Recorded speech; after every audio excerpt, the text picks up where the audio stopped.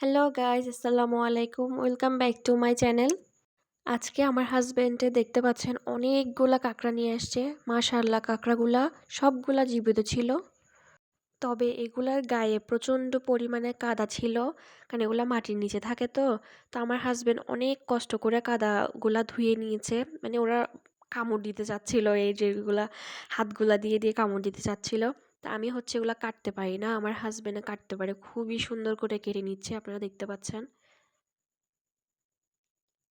খুবই সুন্দর করে কাটতে পারো। আমি হচ্ছে ধরতেই পারতেছিলাম না আমি কাটবো কিভাবে। ও হচ্ছে কি ইজি ভাবে কেটে ফেলতেছে, দেখতেই পারতেছেন। এই যে দিক দিয়ে কি একটা ফেললো, সেটার নাম আমি জানি না, বাট উপরেরটা একটা খোলস টাইপের থাকে শক্ত, ওইটা ফেলে দিতে হবে, মাস্ট বি ফেলতে হবে। ওটা ফেললেই ভিতরে ময়লা কতগুলো বের হবে, ওইগুলাও ফেলে দিতে হবে। এরপরে হচ্ছে ওটা কেটে নিতে হবে। বড় সাইজের হইলে 2 পিস করব, আর ছোট সাইজের হইলে 1 পিস। দেখুন কি কতগুলা ফেলতেছে, আমি এত কিছু নাম জানিও না। ও বলছিল বাট ভুলে গেছি আমি।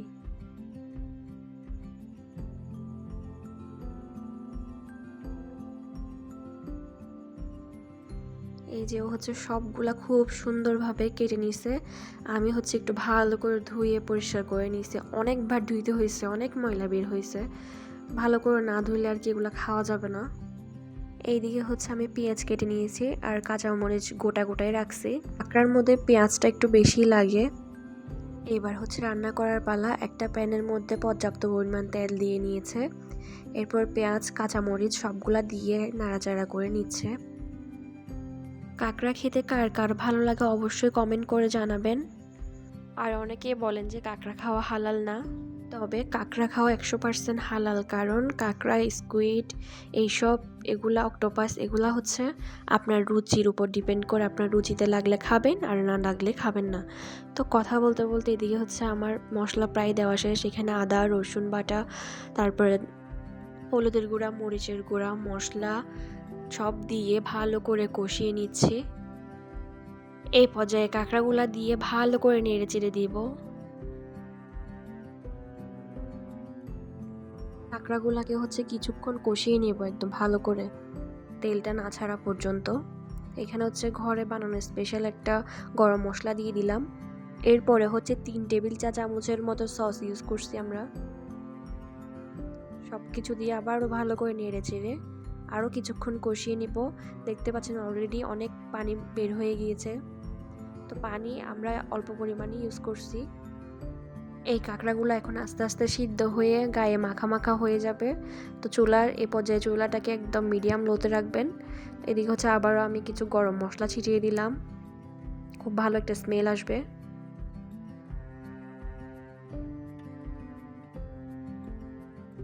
এই পর্যায়ে ভালো করে নেড়ে চেড়ে দিব, যাতে নিচে না লেগে যায়। এটা হচ্ছে প্রায় হয়ে এসেছে, আর একটু মাখা মাখা করার জন্য আমরা আরও কিছুক্ষণ রেখে দিলাম। দেখতে পাচ্ছেন, দেখতে খুবই সুন্দর লাগতেছিল।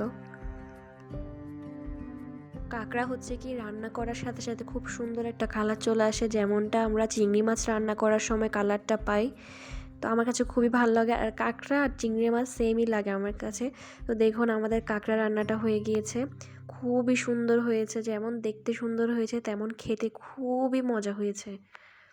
তো এই কাঁকড়া রান্নার জন্য আমার হাজব্যান্ডকে আমি অসংখ্য ধন্যবাদ জানাচ্ছি, কারণ ওই আমাকে সম্পূর্ণ কাঁকড়া রান্না করে কুটে তারপরে দিয়েছে, তো আমি শুধু খেয়েছি।